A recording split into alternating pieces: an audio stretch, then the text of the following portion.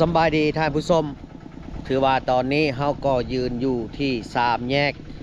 ทางเข้าบ้านนาฮีเนาะทางเข้าไปยังพระธาตุเกศแก้วถือว่าพระธาตุเกศแก้วนี่มื้อวันที่2วันที่1หาที่2เนาะถือว่าเป็นมื้องานบุญฉลองพระธาตุเกศแก้วบ้านนาฮีถือว่าเฮาจะถ่ายทอดให้ท่านผู้ชมเบิ่งว่าเส้นทางที่แวะเข้าไปบ้านนาฮีนี่เนาะจะเป็น3 แยกแบบนี้พี่น้องอันนี้มาแต่เมืองยมราชนี่เส้นนี้เนาะอันนี้ก็มาแต่เมืองบุรพาหลังคั่งเนาะถือว่าแวะเข้าบ้านนาแดนหรือว่าออกมาใส่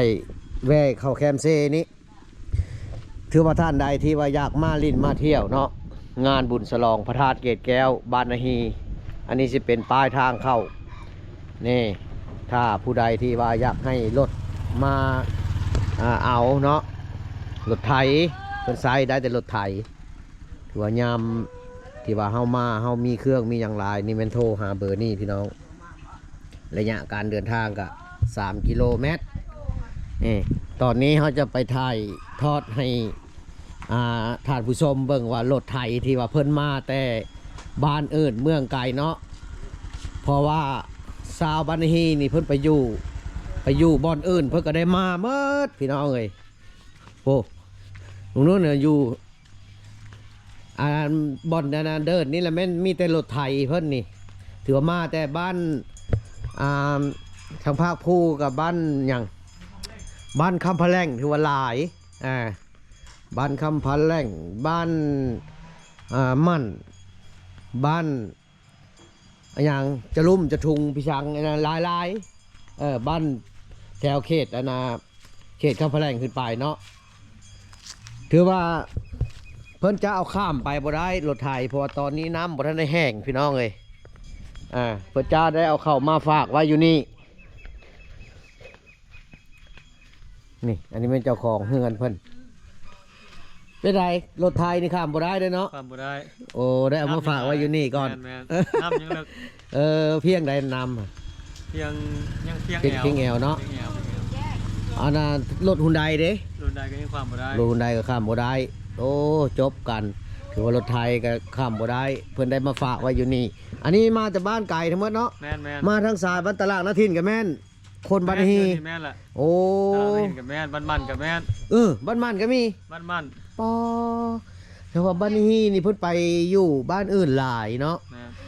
บ้านนี้ถึงฤดูถึงยามเดือน3 เพ่งเนาะบุญฉลองพระธาตุเกศแก้วนี่แม่เพิ่นจะมาบุญฉลองพระธาตุเกศแก้วนี่จะพร้อมกันกับธาตุหยังก็ธาตุอีหังบ่ธาตุธาตุธาตุพนม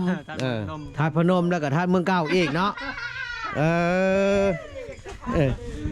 ถือว่า3 พระธาตุนี้พร้อมกันพี่น้องเอ้ยธาตุเมืองเก่าอยู่เมืองท่าแขกแขวงขมวนเนาะแล้วก็ธาตุพนมอยู่อำเภอธาตุพุ่นละอยู่ประเทศไทยเพิ่นจะมีการเฮ็ดบุญฉลองพระธาตุนี้พร้อมกันโอ้ท่านใดที่ว่าอยากมาลิ้นเนาะบุญฉลองพระธาตุมาเลยเด้อพี่น้องเด้ออันนี้ซิเมนใจกลางบ่อนที่3 แยกบนทางแว่เข้าไปยังบ้านนาฮีเนาะแต่ว่าไปนี่จะฮอตเซ่ก่อนแล้วก็ข้ามเซ่เดี๋ยวจะพาลงไปเบิ่งบนทางข้ามก่อนทางข้ามเซ่ก่อนพี่น้องเลยอันนี้ก็จะเป็นทาง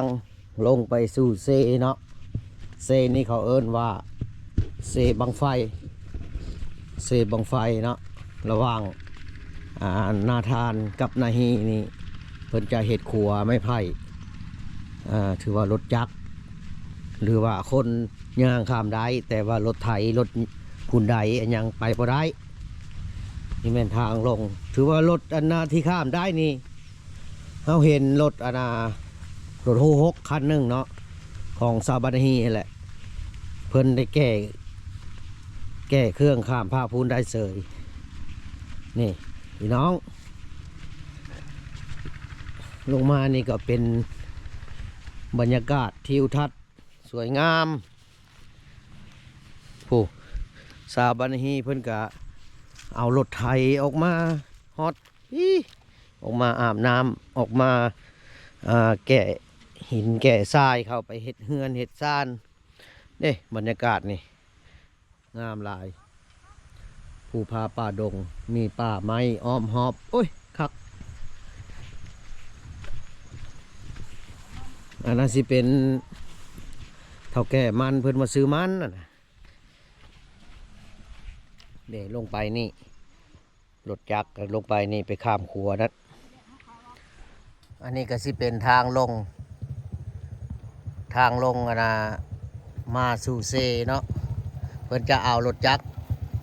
ข้ามไปยังบันฮีเลยนี่โอ้ละไปข้ามอยู่พุ่นละพี่น้องเอ้ยมันจะ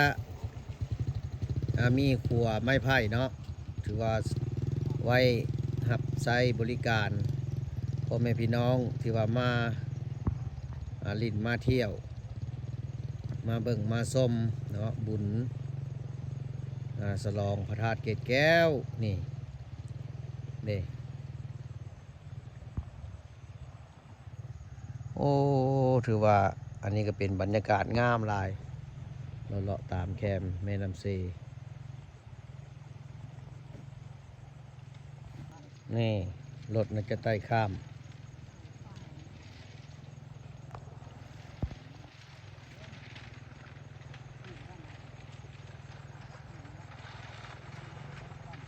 ถือว่ารถยักษ์นี่แม่นไต่ได้เนาะ